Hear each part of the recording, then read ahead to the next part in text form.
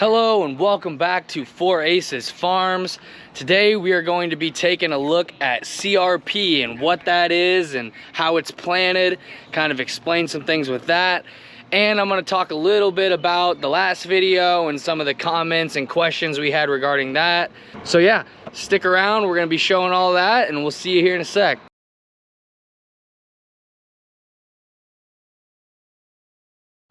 So in that last video, Dad and I were definitely complaining a lot, and you know, it's a frustrating situation, but look, we're not here to tell you that you should be opposed to wind turbines, that you should absolutely love wind turbines.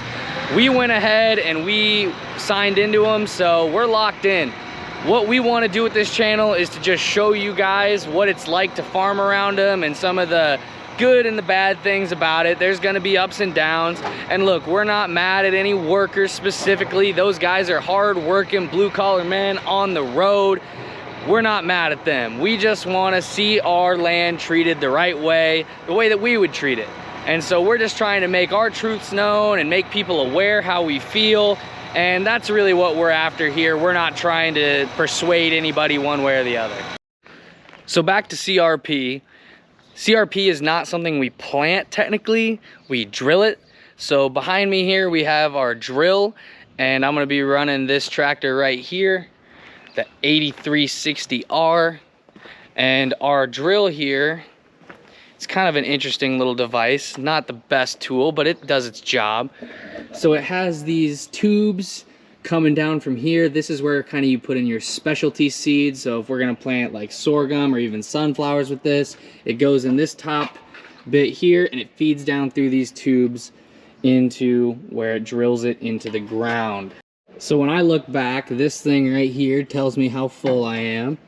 This is our shifter, so this tells us what rate we're putting on. And then we come around back here, show you. It's got two different containers. This is the specialty container, a little bit smaller here. And then you have the bigger bit where most of our oats and different wild grasses will be flowing through. So now I'd like to actually show you guys what is in a CRP mix. So what we're dealing with here is premium native grasses. That's what we'll be drilling into the ground. It has a large variety of different things I'm planting here. But if we're taking a look at this, we've got a ton of different things in here from all sorts of origins, from like South Dakota, Pennsylvania, Colorado, Iowa, Minnesota, Oregon. And it's everything from, you know, Canadian wild rye to little blue stem. We got some black-eyed Susans in here. We got prairie June grass, Virginia wild rye, grayhead coneflower, false sunflower. We got purple coneflower, purple prairie clover, Culver's root, and some western yarrow in there. So it's a really good mix. A lot of different wildlife likes to hang out in there. And it makes really good cover for wildlife, as well as restoring just some natural prairie grasses to the soil and letting it kind of sit there for 10 years or so and kind of put different nutrients back into the ground and keep a good ground cover. And now when I'm talking about CRP, what does that mean? CRP is the Conservation Reserve Program. It's run through the USDA and it's administered through the FSA offices. And what happens is farmers volunteer their ground for about 10 to 15 years of a rental, and then we plant it into these native grasses, and this turns into a great area for plants and animals to, you know, increase and sustain biodiversity in those areas. And it works out as a great way to conserve ground that might be, you know, kind of at risk from erosion or just needs some loving. And we'll show you guys in the future here on that wind turbine video where I was complaining a lot. We'll show that get planted into CRP and how it gets fixed. And so we'll keep you updated with that. Now our drill here is no complicated machine. How it works here is I engage this little guy and it pushes these pins through here. And then this latch, come on dogs. Engages this latch, and then the wheels turn. As the wheels turn, it spins all these chains, and then these get us moving. Looks like the boss man's here in the old gray Ghost. Wave hello.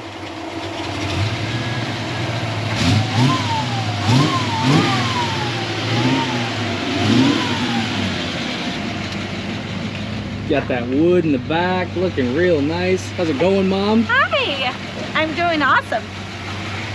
Check it out. Woo, come on, come on.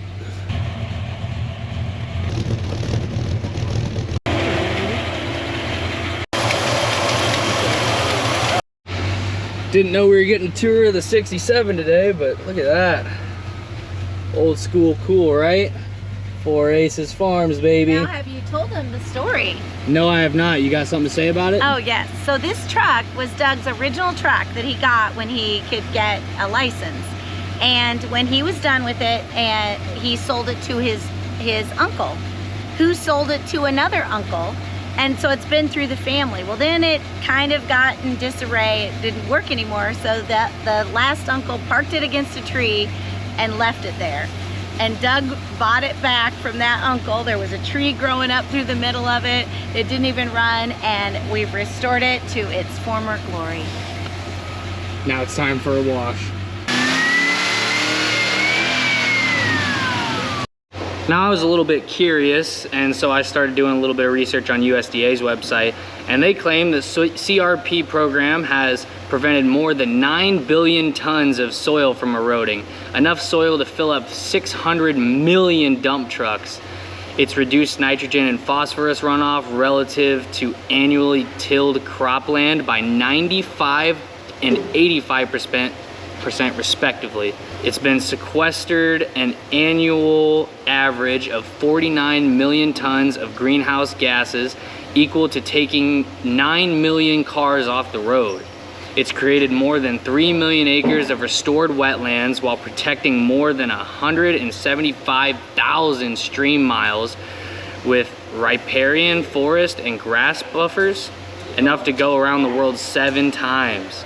And it benefits bees and other pollinators and increases populations of ducks, pheasants, turkeys, bobwhite quails, prairie chickens, grasshopper sparrows, and many other birds. So this is not just farmers getting paid to do nothing. This is us getting paid to save the environment, maybe more so to help the environment and all the biodiversity that lives within it. So that's pretty cool.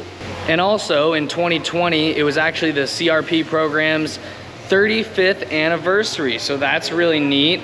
The CRP program is re-upped through the farm bills every 4 years, so it's always a necessary component of agriculture nowadays. And you know, I said that it helps pheasant populations. Well, we use a lot of our CRP ground for hunting ground for our hunters that come in every year to our bed and breakfast that love coming to pheasant hunt. It's really great hunting ground, it really is. So now we're gonna fill this thing up with oats. Our drill is more specifically designed for oats and not really for just planting CRP grasses. So when we put the oats in here, it helps kind of pull these light fluffy seeds that are gonna be in this CRP mix through the drill, as well as help with early emergence because oats pop up really quickly and start growing.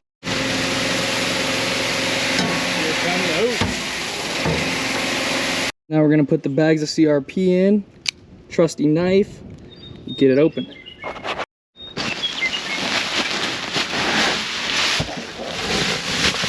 This is what it looks like. Right there, that's our mix. All right, so I just had lunch, got some Yolanda's tacos for lunch, shout out to them. This is your daily reminder, go support your local businesses and restaurants, make sure they're doing well. And yeah, all right, let's check out how this thing plants, or drills. So I've arrived at the field here. I'm out here on my Uncle Steve's farm, and this is all gonna go to CRP. It's not the best ground we have, but it'll look good in CRP and it'll be some awesome hunting for us later on. So when I get to a field like this, I gotta make sure first of all my hydraulics are on. Then we gotta walk around to the back here and engage my chains and whatnot. And just like I showed earlier, just twist that in there and that'll lock up into this and it'll turn. So let's get to drilling. So getting it pulled up here, I'm gonna drop her in the ground. We're gonna get a move on. And I'm just gonna outline to start out. Not a whole lot to it. Put her in the ground and it'll do what it needs to. And then every 5 acres or so, I will stop to get out and make sure the seed is all evenly distributed and making sure that we're not missing any spots. So I made one pass around the field. I'll probably go around 2, maybe 3 times. We'll just see how it's going. It's playing good. I just turned on the auto steer. Wow, that looks terrible. But we're getting her put in.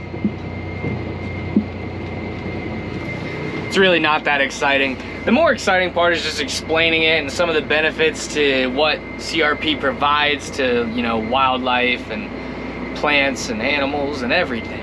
So I hope y'all learned something today. If you did, make sure to hit that subscribe button.